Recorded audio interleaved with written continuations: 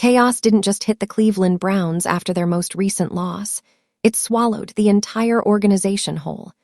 This wasn't the kind of defeat that teams shake off with a few cliches and a quiet plane ride home. This was the kind of loss that forces everyone in the building to stop, look around, and ask themselves a question nobody wants to say out loud. What are we even doing anymore? From the moment the clock hit 0, you could feel something different in the air. Veterans who usually lead the post-game cooldown walked off the field without saying a word. Younger players who are normally upbeat stared at the turf like they were trying to process something they couldn't explain. Even members of the front office, the people trained to stay stone-faced during chaos, looked rattled, exchanging glances that said everything they weren't willing to verbalize. Because deep down, every single person who lived that game knew exactly what went wrong, and it had nothing to do with the opponent. This was the first time in a long time the Browns walked back into their own facility embarrassed not by the score, but by the choices made on their own sideline. It was the realization that the team didn't lose because they were outplayed, outmatched, or outcoached by the other side. They lost because a decision was made long before kickoff, a decision that never should have made it onto the field. Players weren't whispering about blown coverages or missed blocks. They weren't talking about matchups or schemes. They were talking about one thing and one thing only, the quarterback who didn't play. The frustration wasn't subtle. It wasn't hidden. It wasn't something only insiders noticed. It was written all over the faces of the people who had fought through 4 quarters of football only to watch their effort get tossed away by a stubborn commitment to the wrong plan. And that's why the atmosphere felt so heavy, because this wasn't normal disappointment. This was reckoning. Inside the locker room, the silence was louder than any argument could have been. Helmets were dropped instead of placed gently on the floor. Tape was ripped off with the kind of frustration that only comes from feeling like you were put in a position to fail. A few players muttered to themselves. Others shook their heads at nothing in particular. Nobody had to say it. The truth sat in the middle of the room like a weight no one could lift. If you're enjoying this video and loving the content, don't forget to give us a big thumbs up. It really helps us know what you want to see more of. And why keep all the excitement to yourself? Share this video with your friends, family, or anyone who loves NFL drama. The Browns didn't lose because of bad luck or injuries or something fixable.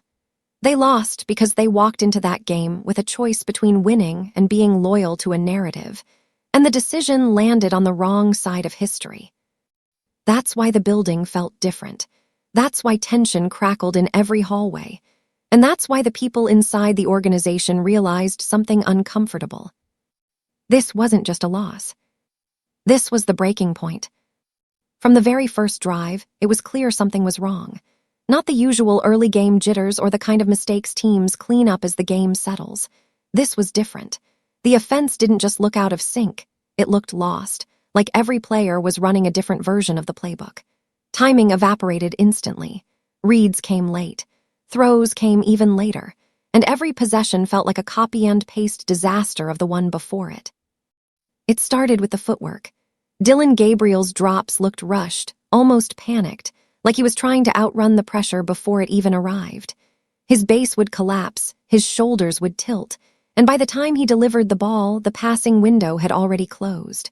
Missed reads piled up on top of each other, each one more frustrating than the last. Receivers were breaking open across the middle, sitting perfectly in soft spots, waving for the ball. But by the time Gabriel saw them, defenders were already collapsing. And when he finally did throw, it looked like the ball was fighting him on the way out of his hand. Passes floated, dying in midair before reaching the target. Some dropped 5 yards short of wide-open receivers. Others sailed high and straight into the chest of defenders who didn't even have to adjust. Every mistake felt like a repeat of the previous drive. Same script, same result, same sinking feeling. Meanwhile, the defense, the one unit holding this season together, was emptying everything it had. Big stops, forced punts, field position flips. They weren't just keeping the Browns alive, they were dragging the team forward inch by inch. But every time momentum swung their way, the offense handed it right back like they were allergic to progress. You could see the resentment building. Defensive players stayed on the field longer after stops, hands on hips, looking toward the sideline as if asking, "What else do we have to do?" Offensive linemen walked back to the huddle shaking their heads, frustrated that every one of their blocks ended in another wasted opportunity. Receivers weren't hiding their emotions either. Some threw their hands up after yet another underthrown deep shot. Others jogged back slowly, staring at the turf, wondering if effort even mattered. And then came the shift, subtle at first but unmistakable. After almost every stalled drive, players would glance toward the same spot on the sideline, where Shedeur Sanders stood fully suited, helmet buckled, eyes locked onto the field like he was one play away from taking over. He wasn't sulking, he wasn't pouting, he was preparing, reading coverages, talking to receivers, studying alignments, acting like he was the one expected to go in. But Stefanski never gave that signal, never even considered it. So the offense kept collapsing, drive after drive, until the frustration that had been simmering under the surface finally started to boil over. Not because the team lacked talent, but because the wrong quarterback kept walking onto the field. And deep down, everyone on that sideline knew it. While the offense unraveled on the field, something far more revealing was happening on the sideline. It wasn't loud or dramatic. It wasn't the kind of moment captured by TV cameras or picked up by microphones. But players felt it. Coaches felt it. Even the fans sitting 10 rows up could sense it. The entire sideline seemed to orbit around one person who wasn't even playing, Shedeur Sanders. He didn't stand there passively like a backup waiting for scraps of opportunity. He stood like a quarterback who knew he should already be leading the team. Helmet buckled, chin strapped tight, eyes fixed on the field, not in frustration, but in calculation. Every play, he studied the defense. Every drive, he read the coverages. Every mistake, he quietly charted where the breakdown occurred. There was a seriousness in the way he carried himself, the kind of locked-in intensity only quarterbacks with real takeover energy possess. And the players noticed. Receivers drifted toward him between drives, not to complain but to talk football. They pointed at coverages, mimicked route stems, showed him where separation was happening, not where it might happen. They knew he saw it. They knew he understood it. He nodded, listened, gave quick insight, then went back to observing the field like someone preparing for war. The offensive line noticed too. After each stalled possession, linemen glanced toward him as they walked off, the look in their eyes saying what nobody dared say out loud. "You could fix this." But it wasn't just the offensive players feeling it. The defense, exhausted but prideful, started giving Sanders that subtle nod of acknowledgement after big stops. A silent message. "If you get in, we've got you." They weren't asking for a miracle. They were asking for a chance, something they weren't getting with the current setup. And all the while, Dillon Gabriel was doing what he could to keep the team afloat, but every missed read amplified the contrast. The difference in body language between the two quarterbacks was impossible to ignore. Gabriel played tight, rigid, second-guessing himself as the game slipped away. Sanders looked calm, controlled, ready, almost like he was watching the offense collapse in slow motion, fully aware he could reverse it if given the chance. Then came the moment that shifted everything. After one particularly disastrous drive, a missed deep ball followed by a near interception, two veterans on offense didn't even bother hiding their reaction. One stared at the sideline. The other pointed subtly at Sanders. No yelling, no drama, just a simple, undeniable statement through body language. It's time. But it wasn't time, not according to Kevin Stefanski. The coach pretended not to see the glances, the frustration, the silent pleading. He refused to acknowledge the quarterback standing right behind him, ready to take over. The more Sanders prepared, the more Stefanski dug in, committed to a decision that was no longer about football. It was about pride. So Sanders remained in the shadows, not because he wasn't ready, not because he wasn't capable, but because one man refused to let him step into the light. And that decision was about to ignite the turning point of the entire season. The breaking point didn't arrive quietly. It came crashing down in the most brutal, undeniable way possible, on a play the Browns had run hundreds of times in practice. A simple read, a routine progression. a throw every starting quarterback in the league is expected to make with their eyes closed. But on this drive, with the offense desperate for any spark, Dillon Gabriel forced it, and the moment the ball left his hand, everyone on the sideline knew what was about to happen. The pass hung in the air like it was moving through cement. A linebacker who hadn't even been looking for the ball suddenly found it floating directly into his chest. He barely had to extend his arms. The crowd gasped, then groaned, then went silent, and in that silence, you could feel an entire stadium's patience snap in half. It was Gabriel's third turnover of the night. The defense didn't move for a second. Helmets tilted back, hands on hips, eyes closed. They looked like men who had spent the entire evening bailing water out of a sinking ship, only to watch someone punch another hole in the hull. And then the noise hit, a sound that rolled in like thunder. At first it started in pockets. A few fans near the front rows pointing toward the bench, shouting the same two words. Then it spread, gaining volume, gaining rage, multiplying until every corner of the stadium chanted with a kind of unified desperation Cleveland hadn't expressed in years. P-U-T-H-I-M-I-N. Over and over, louder each time, no confusion, no mixed message. The stadium wasn't suggesting a strategy, it was demanding a rescue. Kevin Stefanski stood still, arms crossed, eyes locked on the field like he was trying to ignore the reality erupting around him. Coaches with clipboards froze mid-sentence. Staff members shifted nervously. Players exchanged looks because they knew, when an entire stadium screams the same name, change is supposed to follow. But Stefanski didn't budge.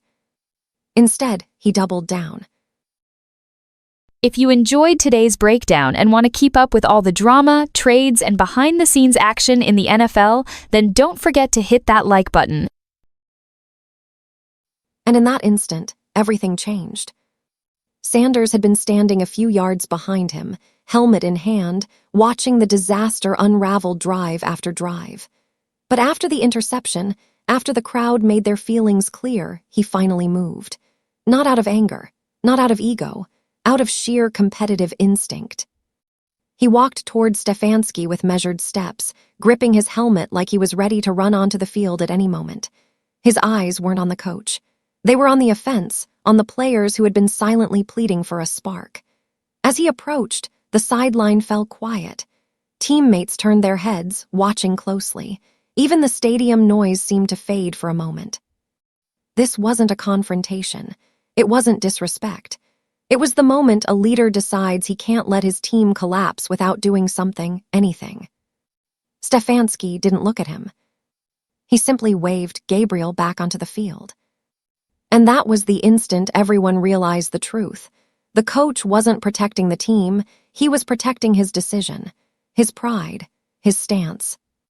The fuse that had been burning all game finally reached the powder. And the explosion of consequences was only beginning. When Dillon Gabriel jogged back onto the field after that third turnover, something inside the Browns' sideline snapped. It wasn't dramatic. No shouting match. No slammed helmets. It was quieter than that and somehow far worse. Because the looks exchanged between players weren't the looks of a team battling through adversity. They were the looks of men realizing that the people leading them weren't fighting for the same thing they were. Trust didn't just crack. It collapsed. Veteran players, the ones who had endured years of rebuilds and roster shakeups, sat on the bench staring straight ahead. Their eyes weren't on the field. They were locked on the coaching staff, trying to understand how the same mistake could be made over and over with zero accountability. These were players who had sacrificed seasons of their careers waiting for Cleveland to finally get it right, and now they were watching a winnable game get thrown away for reasons that made no competitive sense. On the defensive side, frustration reached a boiling point. They had spent the entire night keeping the Browns alive, delivering big stops, snuffing out drives, forcing turnovers. They had done everything a championship defense is supposed to do, but every time they handed the offense a lifeline, it was tossed straight into the trash. You could see it in their body language. Hands on hips, shoulders slumped, helmets dangling at their sides as they walked off after yet another wasted opportunity. In the locker room, the aftermath was even more telling. Players didn't linger. They didn't talk. They didn't laugh or decompress the way teams usually do after a tough loss. The room felt like a funeral without the ceremony. Helmets were dropped instead of placed. Tape was ripped off with irritation instead of routine. Guys left quickly, avoiding eye contact because they all knew what the real issue was, and no one wanted to be the first to say it out loud. It wasn't about Dylan Gabriel personally. Nobody was angry at him for trying. They respected him as a teammate. What they couldn't stomach was the decision-making above him, the decision to keep him in the game when it was obvious to everyone in the building that the team needed something different. Worse than the turnovers. Worse than the missed reads. Worse than the loss itself was the message that came with it. A message the players heard loud and clear. Winning was optional. Protecting the narrative was mandatory. That realization hit harder than any opponent had all season. Coaching authority took a massive blow. Every future decision would now be questioned. Every press conference answer dissected. Every practice rep viewed through the lens of politics instead of competition. When players lose trust in leadership, recovery becomes almost impossible because football is built on belief. Belief in the system. Belief in the plan. Belief that your coaches want the same thing you do. And on that night, it became painfully clear to everyone in the room that the belief was gone. What replaced it was something far more dangerous. A quiet, simmering certainty that the Browns weren't failing because of talent. They were failing because of the people making the decisions. And that truth was about to echo far beyond the locker room. By the time the stadium lights dimmed and the players filed quietly into the tunnels, the controversy wasn't just a Cleveland problem anymore. It was a national firestorm. In the hours following the interception, the clip spread across social platforms with the speed and intensity of a political scandal. Fans reposted it with slow-motion breakdowns. Analysts clipped it into segments. Former players reacted in real time. And every version of the footage painted the same picture. Something wasn't right inside the Browns building. The first wave of reaction came from national sports talk shows. Within minutes, a debate exploded that had nothing to do with the game's box score. Sean King, already frustrated by Stefanski's handling of his quarterbacks, went off on live television, accusing the Browns of mismanagement, intentional sabotage, and an ignorance of the culture they were supposedly building. His rant went viral, immediately becoming the soundbite of the night. From there, the narrative spun out of control. Every major network, ESPN, FS1, NBC Sports, even mainstream news outlets, jumped on the developing storyline. Was Shedeur Sanders being protected? Was Dylan Gabriel being hung out to dry? Did Kevin Stefanski sabotage his own quarterback room? Suddenly, every angle was under scrutiny, and every segment was filled with people pointing fingers, replaying footage, and speculating about motives. The sports media machine thrives on drama, and this was the kind of controversy that fed ratings like oxygen to flame. Former quarterbacks chimed in with sympathy for Gabriel, calling the situation one of the worst organizational setups they'd ever seen. Others questioned whether the Browns were prioritizing celebrity over competition, a dangerous accusation when one of those celebrities was the son of Deion Sanders, the most influential figure in college to NFL pipeline culture. Meanwhile, the fan base was erupting. Browns fans flooded every major platform with frustration, demanding explanations the organization wasn't ready to give. Hashtags trended globally. Free Gabriel, #play Shedeur, fire Stefanski, all at once, a chaotic mixture of anger, confusion, and desperation. The city that once rallied behind its team now fractured into factions. And as the noise grew, corporate sponsors and league officials began paying attention. When a situation becomes a national conversation affecting brand reputation, the league office inevitably steps in. Rumors swirled that the NFL was monitoring the situation, a phrase that always signals increasing pressure on a franchise to respond publicly, decisively, and with transparency. The Browns tried to manage the fallout with a short, vague statement. It only made things worse. The lack of detail fueled conspiracy theories, talk show segments, and fan outrage. Silence, in moments like this, becomes its own form of guilt. Meanwhile, Shedeur Sanders, who had said nothing, became the unwilling centerpiece of every debate show graphic.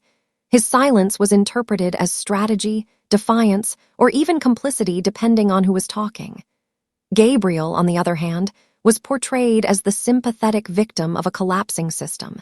And Stefanski, he became the newest national villain.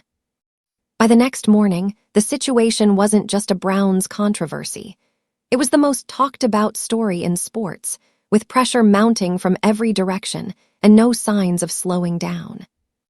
When all the emotion, outrage, speculation, and media noise is stripped away, a single, uncomfortable truth sits at the center of the Browns' unraveling.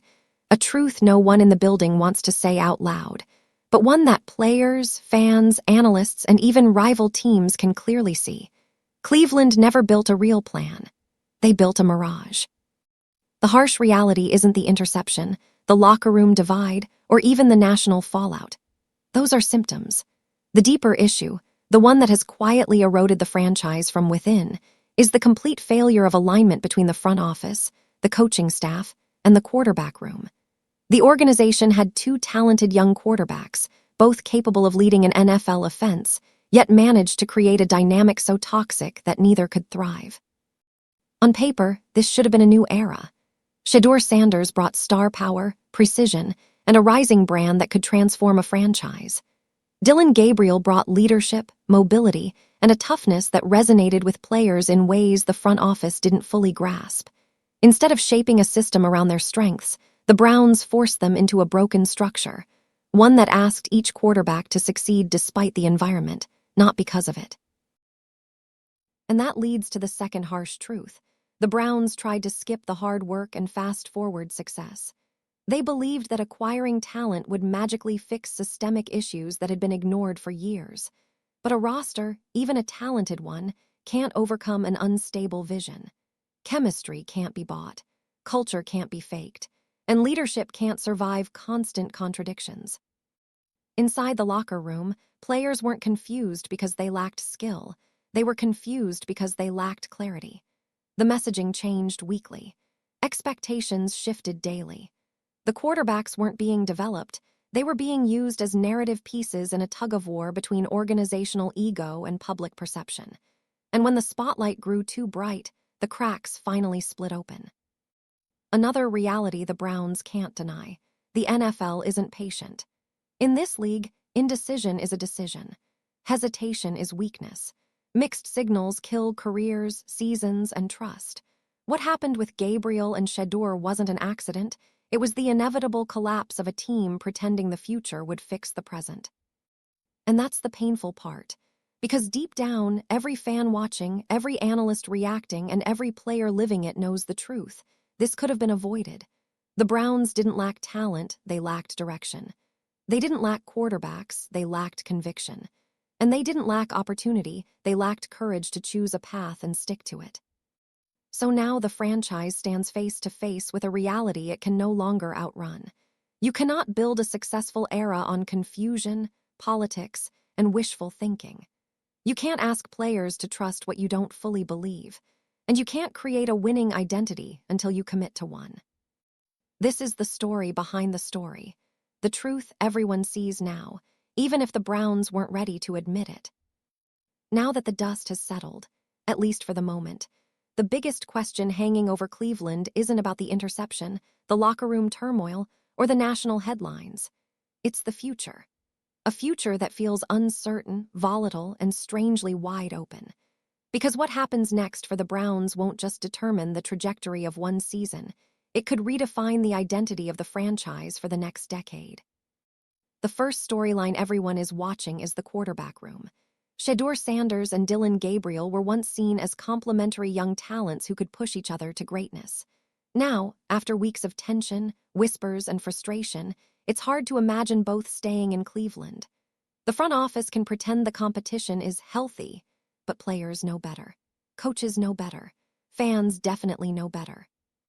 There's a breaking point approaching, one that will likely force the Browns to choose who the franchise will truly be built around. Reports are already circulating that Shedeur's camp is weighing options, evaluating whether this environment is holding him back. On the other side, Gabriel's supporters believe he's earned the right to lead the team outright. And behind the scenes, rumors suggest agents, advisors, and even family members have stepped in, pushing for clarity that the Browns still haven't provided. Something has to give, and soon. Then there's the coaching situation. After the meltdown that unfolded publicly and privately, the front office can't dodge the scrutiny anymore. Stefanski's future is under a microscope. Some insiders say his voice in the locker room has faded. Others believe the front office has tied his hands by forcing him into a quarterback controversy that never needed to exist. Whatever the truth is, Cleveland knows the next few games could determine whether Stefanski stays or becomes the next name in a long list of coaches who couldn't survive the Browns' internal chaos. But perhaps the most intriguing part of the future is what no one can predict: how the players respond. Because this isn't just a quarterback battle, it's a team identity crisis. Veterans are tired of the uncertainty. Young players want stability. And everyone is waiting for someone, anyone, to take control and give the locker room a direction it can believe in. If the Browns can find that leader, whether it's a coach, a quarterback, or an unexpected voice in the room, the season can still be salvaged. If they don't, the spiral continues. The front office faces its own crossroads. The public sees a team in chaos, but internally they see something else. A moment that could either destroy trust permanently or finally force the organization to rebuild the foundation the right way. Pressure is mounting. Decisions are coming. And every move from here on out will be judged not by what the Browns say, but by what they actually do. So as Cleveland steps into the next chapter, one thing is certain: the drama isn't over. In fact, the most decisive moment, the move that reveals what the Browns truly believe, hasn't even happened yet, and whatever they choose will change everything. Because the future of this franchise is no longer about what went wrong. It's about what they do now, with the whole world watching. In the end, the story of this Browns meltdown isn't just about a bad game, a stubborn coaching decision, or a quarterback controversy spiraling out of control. It's about an organization standing at a crossroads, forced to confront truths it has avoided for far too long. Truths the players feel every day. Truths the fans scream from the stands. Truths the national media is now amplifying louder than ever. Cleveland can no longer pretend this is a competition. It's a crisis of identity, one that has revealed fractures in leadership, trust, and vision. The locker room knows who gives them the best chance to win. The veterans know. The fans know. Even the coaching staff knows, whether they admit it publicly or not. And the continued refusal to acknowledge that reality has pushed the franchise into chaos it could have easily avoided. This is what happens when decision-makers cling to ego instead of results. When a team with championship-level pieces allows the one position it can't afford to mishandle to become its greatest weakness. The Browns didn't just lose a game. They damaged credibility, fractured unity, and ignited a firestorm that won't burn out anytime soon. But here, the other side of the truth: the season isn't lost, not yet. The Browns still have the roster. They still have the talent. They still have two quarterbacks capable of playing high-level football. And most importantly, they still have time. Time to make the right decision, time to restore trust, time to realign the organization before the damage becomes permanent. What happens next will define this franchise.